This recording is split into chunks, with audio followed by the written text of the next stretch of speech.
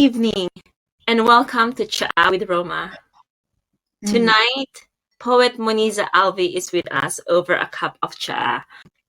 So Moniza Alvi was born in Lahore in 1954 to an English mother and a Pakistani father, and grew up in Hertfordshire. Her first collection, The Country at My Shoulder, Oxford University Press, 1993, was shortlisted for the T.S. Eliot and Whitbread Poetry Prizes and selected for the New Generation Poets promotion. She received a Cholmondeley Award in 2002, Europa from Bloodaxe in 2008, and At the Time of Partition in 2013 were both Poetry Book Society choices and shortlisted for the T.S. Eliot Prize. Her new book, Fairoz, is out with Bloodaxe. Moniza, good evening. Good evening, Roma. Thank you very much for inviting me. It's such a pleasure to be with you here. And may I know what kind of hot drink you're drinking? Well, this is a cup of tea, and specially for the occasion, it's Darjeeling tea. Oh wow, I've never heard of it. Darjeeling tea is not very strong. It's very genteel. And normally I'd be drinking English breakfast tea, but I thought for this occasion something else was required. So I did it my dad's method, which is you have to warm the pot first, and you have to add a little bit of sugar into the pot, and then you put the tea leaves in. Oh, sounds delicious. Moniza, could you kindly treat us to a poem, please? Well, this is the opening poem of the Fairoz sequence, and it really is referring to what is often called the stoning of the devil, which is a ritual from the pilgrimage to Mecca, driving the devil away. He had to be stoned repeatedly. The problem was the devil wouldn't die. He had such a battering, but he rose up again, a living thing. It was cathartic to hurl a stone at a wall to combat the devil within. The devil was no respecter of boundaries. He permeated the skin. It brought you closer to God, helped to cast out unworthy desires. I want to feel the weight of a heavy stone, to really be doing something, said a boy. Take a small stone, said his father. A pebble is enough. Beautiful. A pebble is enough. Fairoz is such a beautiful collection. Fairoz explores an imagined teenage girl's susceptibility to radicalization and extremism. And I love how the opening poem illuminates almost the meaning or the meaninglessness of our belief and our religion. And at present, I work with children and young people with mental health difficulty. And as part of my work as a CAMS nurse practitioner is that we do a training called Prevent, which is a mandatory safeguarding training to prevent young people and children from radicalization and to spot these children who are at risk and to safeguard them. And I think your collection, Moniza, in particular, is necessary and it illuminates a dangerous aspect of our society that exists and needs to be addressed. And I'm wondering if you could talk a little bit about the genesis of the book. Well, I was studying the poet Stevie Smith, and one of the important themes in her work is cruelty, cruelty that's carried out in the name of religion. And in her poems, she often has in mind the Christian religion. And I saw a parallel also with Islam and atrocities that have been carried out in the name of Islam. And I felt that I'd like to look into it. And this idea really took hold with me. But the problem is, an idea doesn't make a poem. So I had to find a way in.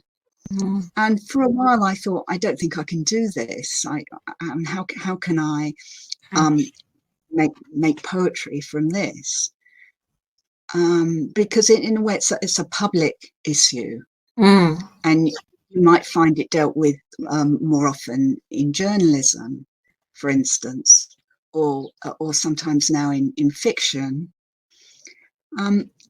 But one of Stevie Smith's poems, Angel Bowley, gave me an idea for how I might proceed, because she was prompted to write her poem initially by the Moors murders that took place in Britain in the 1960s. And she does it in a powerful long poem in which she incorporates fairy tale. And I thought fairy tale would be a way of entry. And then I started to write. But like you said, an idea cannot make a poem, so we have to find our way into the poem. One of the ways that you found is to incorporate fairy tale as a mode to write your whole collection. And throughout the collection, the fairy tale is beautifully incorporated. It's almost mythical in a way, but also you take us to other moments such as conversations, even to Fairoz deeper thoughts, deeper conversation with herself. Can you tell us a little bit about how you determine what mode or what way do you approach a collection? Well, it really grew and it developed as I was writing, because at first I thought I could tackle the whole thing through fairy tale, but as I went on, I realized that I couldn't, that I needed more realism. And as I felt I got to know Fairoz better as a character, I started to, well, first of all, add in bits of conversation that she was having with Tahir, who she'd met online, a man with extremist views. So I had these bits of conversation. And as I went a bit further into the sequence and got to know Fairoz even better, I thought, perhaps I could convey some of her thoughts. So I started adding those in, but they really came as I went along, and I couldn't have started with conveying her thoughts. I think there's something really important being said there, that in order to find the voice of that speaker, we need to get to know that character. I'm wondering if there's a specific poem in your collection that made you realize, oh, this is Fairoz now speaking. Oh, that's an interesting question. Have to think about that. Yes, well, well, it really did happen quite gradually, but there was, for instance, an occasion where she wanted to talk with Tahir online, and he doesn't appear. She can't find him. Would you like me to read Yes, the poem? please. Yes, please. That would be really great. Thank you. She feels rather lost, and I think at that point I started to get a little bit maybe a bit deeper into her. Not enchantment. When her screen lights up, she steps through it. Signposts point in all directions. Some are broken. Not this way. She's back where she started. Internet wanderers step forward, then melt into the trees. She can't grasp what they're saying. She knows she's a wanderer too. Where's Tahir? See you next time. That's what he said. Tahir, Tahir. She can't see anyone at all, just the angry red stalks of the brambles and lots of clingy frilled mushrooms. She shuts the screen down, and for a few moments she's nowhere. The night is half blind, school clothes on a chair, her headscarf like moonlight touching the floor. Beautiful. There's that sense of being lost, and she wants to find something. She's seeking for this specific person, but also you can really feel the sense of lost in herself as a person. When you wrote that poem, what made you realize that something happening here about Fairoz or to Fairoz that I wouldn't have known before had I not been exploring Fairoz as a character? Well, I think maybe I realised the extent of her loneliness. Perhaps that's it, and that she's actually searching for something, and she's not going in the right direction, but she is looking. Towards the end, she began to scrutinize the whole experience. She began to ask whether the extremist view is right. Yeah. Can you tell us a little bit more about exploration of that kind of almost character?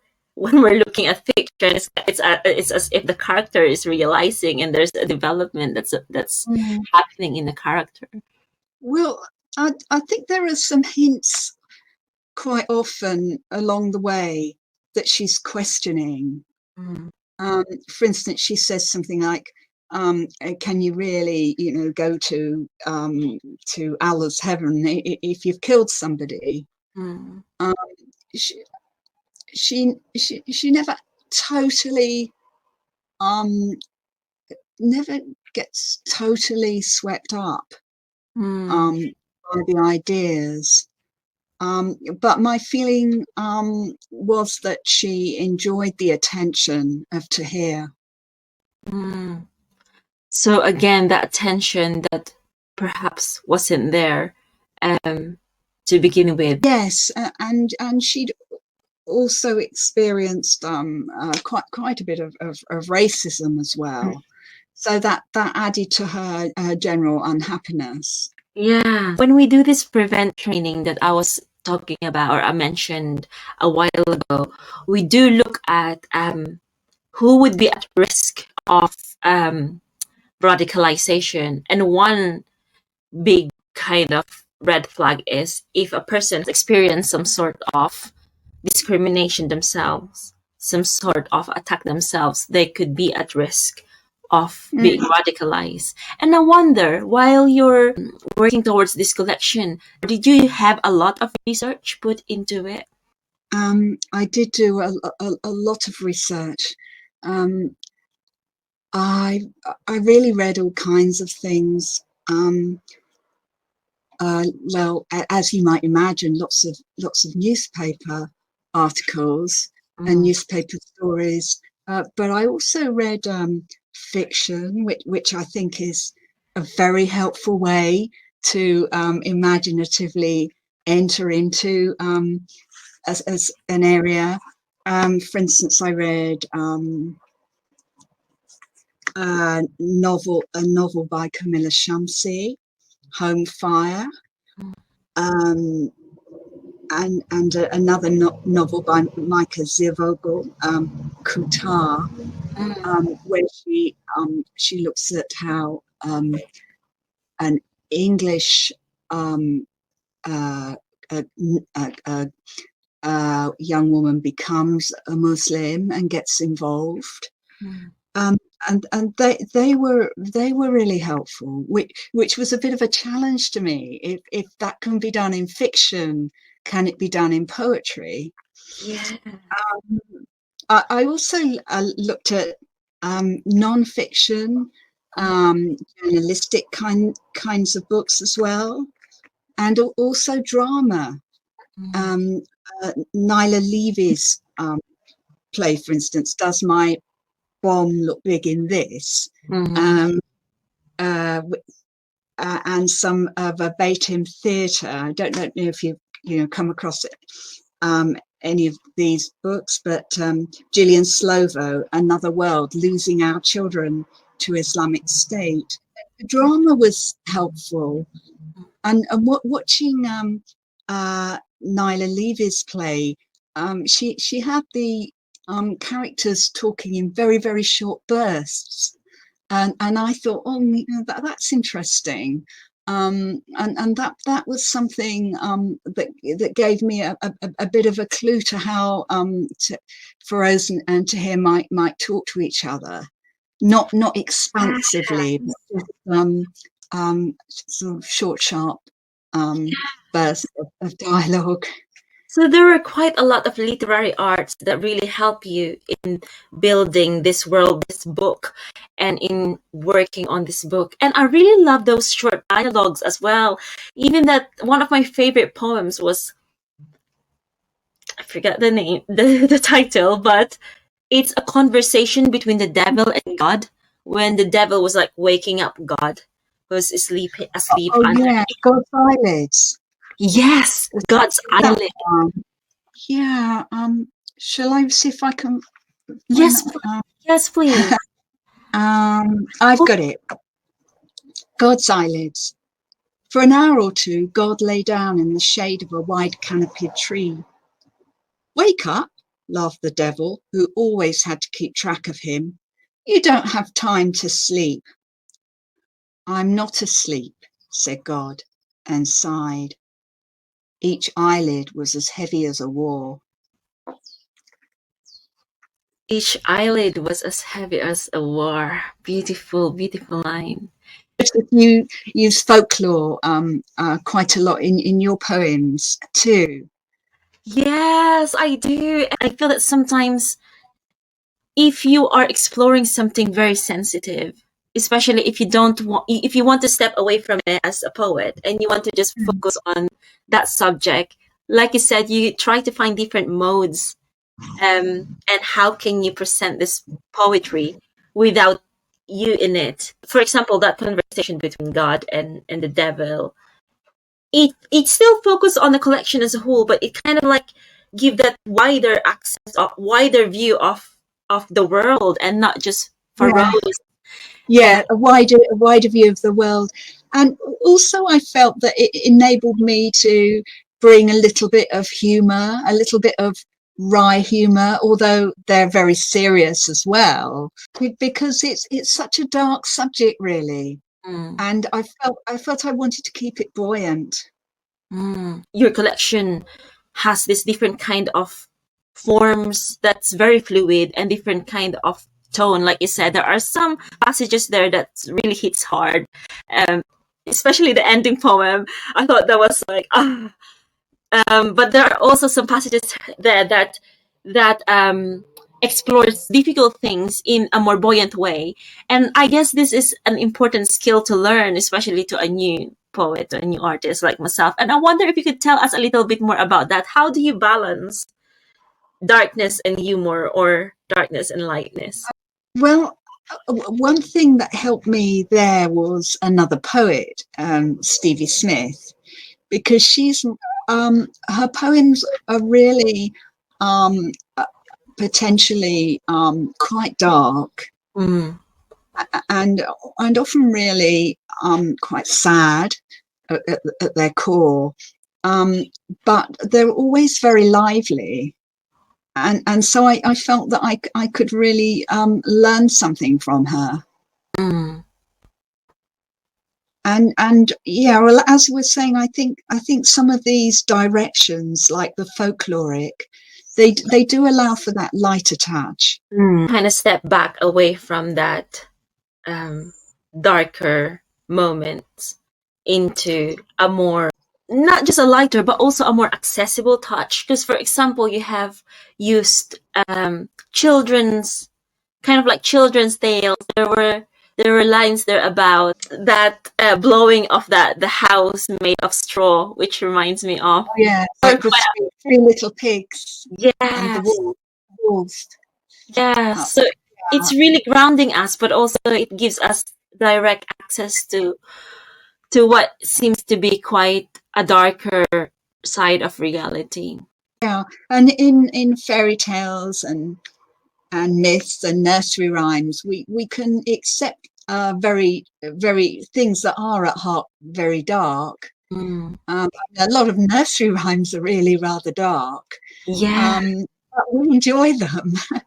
Yes, definitely. This is a mode through which, or perhaps the threshold through which we can access this world.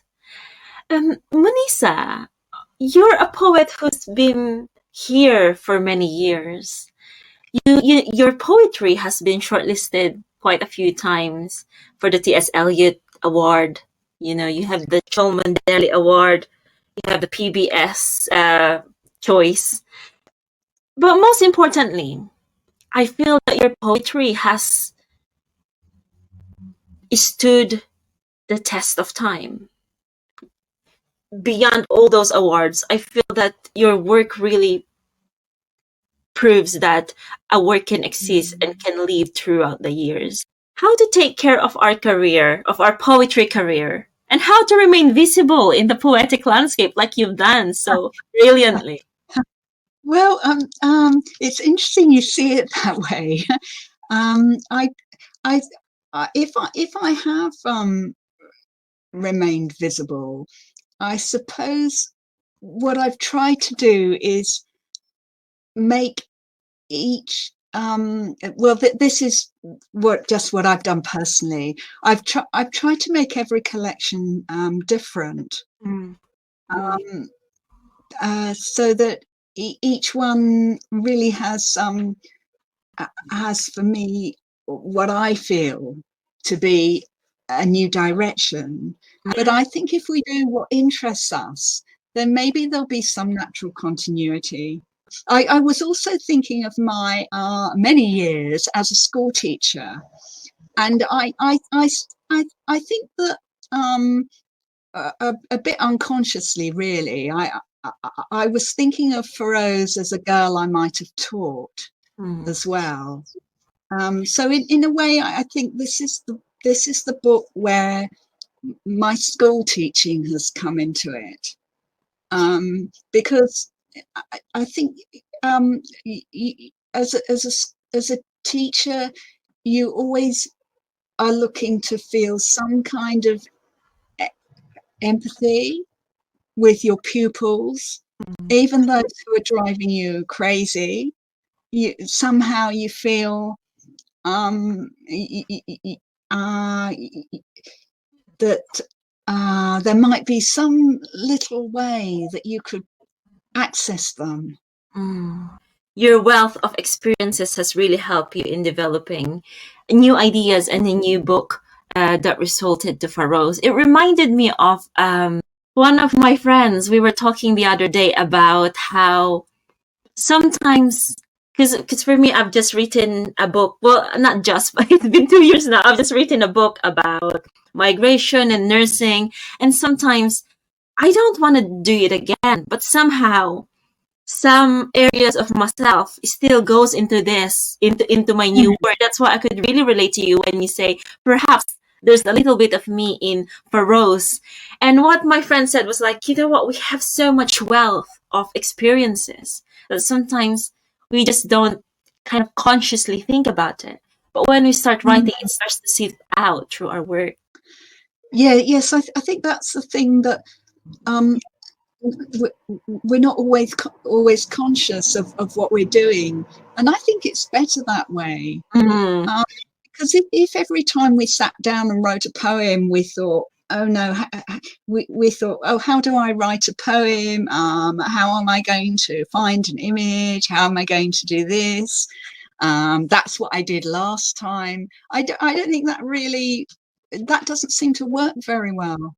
No, it kind of hinders us rather than push us forward, isn't it? Yeah. If I'm asked to sort of run a workshop, I think, oh well, how do I do it? I don't know how to do it. So I tend to look at what I'm interested in currently. So focus on that moment. What gives you the urge to write? You've been writing for many years, and a lot of people still love your work, very understandably so, and holding it so close to their heart. Very nice to hear. This is very nice to hear. But I think the earlier work is very much of its time. In that people with other countries in their backgrounds come along and reflect something that's themselves, obviously, and something that's very contemporary. So it can always go forward with others. There'll always be another poet, as Stevie Smith said. Yes. Yeah, there's always been a new poet, but you're like a living legend, Moniza. And if if sometimes I feel like, oh my god, if I could be like Moniza in 20 years time, I'll be so happy.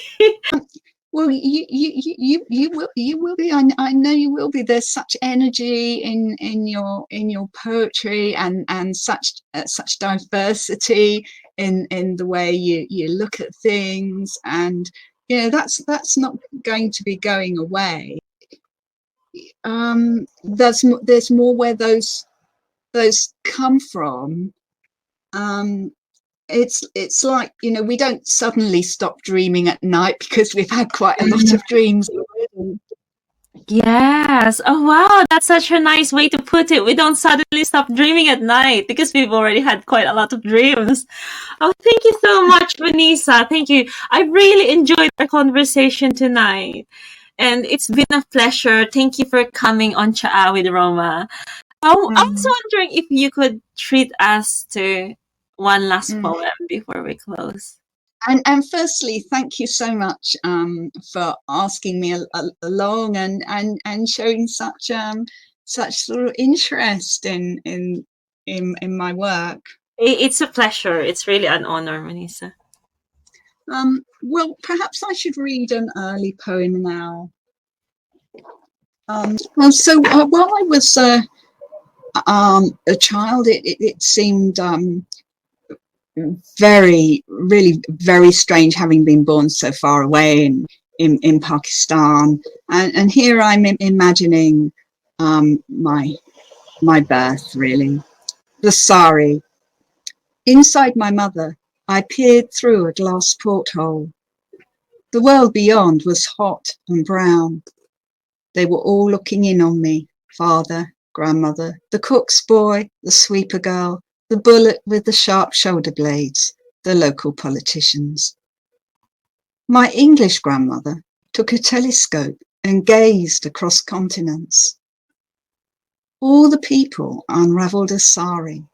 It stretched from Lahore to Hyderabad, wavered across the Arabian Sea, shot through with stars, fluttering with sparrows and quails. They threaded it with roads, undulations of land.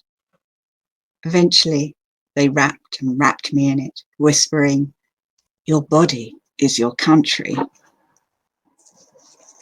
Thank you so much. Such a beautiful poem. Always one of my favorites. There's such beautiful world inside a sari. Thank you again, Moniza. It's been an honor to have you here. And I wish that we could meet in person one day and really share a real cup of a cup of tea together. Well, it's been such a pleasure